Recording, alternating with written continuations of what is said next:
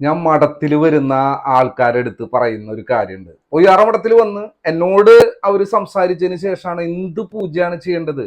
ചിലപ്പോ വശ്യ പൂജകളായിരിക്കാം, അവരുടെ പ്രണയവുമായി ബന്ധപ്പെട്ടുള്ള കാര്യങ്ങളായിരിക്കാം, സാമ്പത്തിക അപൂർത്തിയായിട്ട് ബന്ധപ്പെട്ട കാര്യങ്ങളായിരിക്കാം, കടബാധ്യതകൾ കൊണ്ട് പ്രശ്നങ്ങൾ വന്നുള്ള കാര്യങ്ങൾ, ജോലിക്കയറ്റമായിരിക്കാം, വിദേശ രാജ്യത്തേക്ക് പോകുന്ന കാര്യങ്ങളുമായി ബന്ധപ്പെട്ട വിൽപ്പനയുമായി ബന്ധപ്പെട്ടുള്ള കാര്യങ്ങളാവും. എന്ത് കാര്യമാണെങ്കിലും ഞാൻ അവരോട് പറയുന്നത്, ഒരുപാട് കാര്യങ്ങൾ നമ്മളുടെ ജീവിതത്തിൽ ഇപ്പോൾ നെഗറ്റീവായി സംഭവിച്ചു. അപ്പൊ നമ്മൾ ദൈവത്തിനെ പ്രാർത്ഥിക്കുമ്പോൾ ദൈവമുണ്ട് എന്ന് നിങ്ങൾ വിശ്വസിക്കുന്നുണ്ടെങ്കിൽ ദൈവത്തിന്റെ ഓപ്പോസിറ്റ് ആയിട്ടുള്ള എനർജിയും ഉണ്ടായിരിക്കും. അതിനെ നമ്മൾ പലതരത്തിലുള്ള പേരിട്ട് വിളിക്കുന്നു എന്ന് മാത്രമേ ഉള്ളൂ. ഒരു പോസിറ്റീവ് എനർജി ഉണ്ടെങ്കിൽ ഒരു നെഗറ്റീവ് എനർജി ഉണ്ട്. നമുക്ക് നല്ല ബുദ്ധി ഉണ്ടെങ്കിൽ പൊട്ട ബുദ്ധിയും ഉണ്ട്.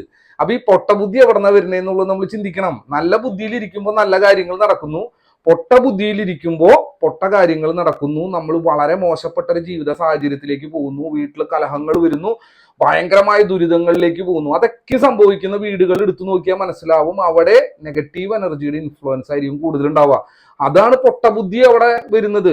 നല്ല ബുദ്ധിയുള്ള സ്ഥലങ്ങളിൽ എന്തായിരിക്കും, അവർ കൃത്യമായിട്ട് ദൈവത്തിനെ വിളിക്കുകയോ അതിനു വേണ്ടിയുള്ള പോസിറ്റീവ് കാര്യങ്ങൾ ചെയ്യുന്നതോ ആയിട്ടുള്ള കുടുംബങ്ങളിലാണ് ഗ്രോത്ത് ഉണ്ടാവുക. അപ്പൊ നെഗറ്റീവ് എനർജിയുടെ ഇൻഫ്ലുവൻസ് ഈ കാലഘട്ടത്തിൽ കൂടുതലാണ്. നമ്മൾ കാണുന്നത് മുഴുവൻ നെഗറ്റീവ് എനർജിയുമായി ബന്ധപ്പെട്ടിട്ടുള്ള കാര്യങ്ങൾക്കാണ് ഏറ്റവും കൂടുതൽ ആൾക്കാർ പിന്നാലെ പോകുന്നത്. നല്ല കാര്യങ്ങളുടെ പിന്നാലെ അധികം ആൾക്കാർ പോവില്ല. അപ്പോൾ ദൈവത്തിന്റെ ഒരു ബുദ്ധിമുട്ട് നിങ്ങൾ മനസ്സിലാക്കുക. ദൈവവുമായി ബന്ധപ്പെട്ട് നിൽക്കുന്ന ആൾക്കാരുടെ എണ്ണം കുറവും, ദുഷ്ടശക്തികൾ നെഗറ്റീവ് എനർജിയുമായി നിൽക്കുന്ന ആളുകളുടെ എണ്ണം കൂടുതലുമാവുമ്പോൾ അതിൻ്റെ ഇടയിൽ ജീവിക്കുന്ന ഓരോ വ്യക്തിയെ സംബന്ധിച്ചിടത്തോളം ഭയങ്കരമായ ബുദ്ധിമുട്ടും ദുരിതങ്ങളും ഉണ്ടാവും. അപ്പൊ നമ്മൾ അതിൽ നിന്ന് നമ്മൾ രക്ഷപ്പെടണമെങ്കിൽ എന്ത് വേണം?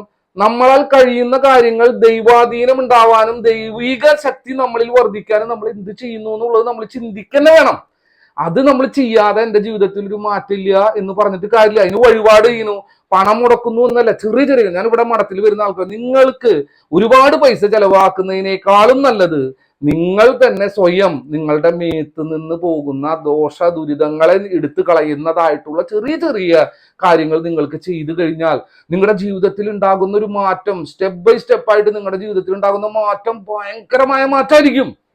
അപ്പൊ അത് ചെയ്യാനാണ് ഞാൻ ആൾക്കാരെ, അത് നിങ്ങൾ തുടരൂ. അതെങ്ങനെ നിങ്ങൾ ചെയ്യണം, അത് ചെയ്യുമ്പോൾ എന്തുണ്ടാവും, ആ ചെയ്യുമ്പോൾ നിങ്ങൾക്ക് ഉണ്ടാവുന്ന റിസൾട്ട് എങ്ങനെയാണ്, നിങ്ങൾക്ക് ആ ദൈവിക ശക്തി നിങ്ങളിലേക്ക് വരുമ്പോൾ ആ ദുഷ്ടശക്തി നിങ്ങളിലേക്ക് ആ ദൈവീക ശക്തി വരാതിരിക്കാൻ വേണ്ടി പരമാവധി ബുദ്ധിമുട്ടിക്കും. അപ്പൊ എന്താ, നമ്മൾക്കൊരു പ്രൊട്ടക്ഷന് വേണ്ടി ഒരു കാര്യം ചെയ്യുമ്പോൾ ആ പ്രൊട്ടക്ഷൻ നമ്മളിലേക്ക് വരാതിരിക്കാനുള്ള എല്ലാ കാര്യങ്ങളും ചെയ്യും, ഏറ്റവും പ്രശ്നങ്ങൾ ക്രിയേറ്റ് ചെയ്യും. അപ്പൊ എന്താ വിചാരിക്കുക, എനിക്ക് ആകെ പ്രശ്നങ്ങളാണെന്നുകൊണ്ട് നമ്മൾ നിർത്തിപ്പോവല്ല ചെയ്യേണ്ടത്.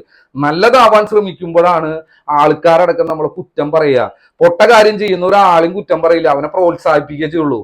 നശിക്കുന്ന ഒരാളെല്ലാവരും പ്രോത്സാഹിപ്പിക്കും, നല്ലത് ചെയ്യാൻ ഉദ്ദേശിക്കുന്ന ആളെല്ലാവരും എന്താ ചെയ്യുള്ളൂ, കുറ്റങ്ങൾ പറയും. അപ്പൊ നല്ലതാണ് നമ്മൾ ചെയ്യുന്നതെന്ന് കണ്ടെത്താൻ നമ്മളെ കുറ്റം പറയേണ്ടതെന്ന് മാത്രം നോക്കിയാൽ മതി.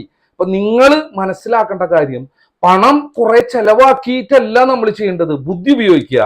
ബുദ്ധി ഉപയോഗിച്ച് നമുക്ക് കുറച്ച് പൈസയിൽ നമ്മൾ ചെയ്യുന്ന പ്രവൃത്തി കൃത്യമായി ചെയ്താൽ പടിപടിയായിട്ട് നമ്മുടെ ജീവിതത്തിൽ കയറി വന്ന് നമുക്ക് വലിയൊരു വിജയം ഉണ്ടാകാൻ പറ്റും. അതാണ് ഞാൻ ആൾക്കാരെ പഠിപ്പിക്കുന്നത്.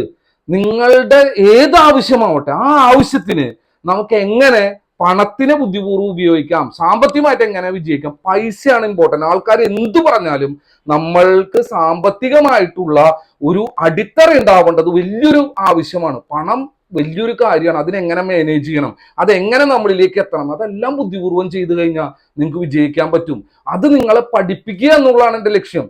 നിങ്ങളതിന് തയ്യാറാണെങ്കിൽ നമുക്ക് ഒരുമിച്ച് വിജയിക്കാം.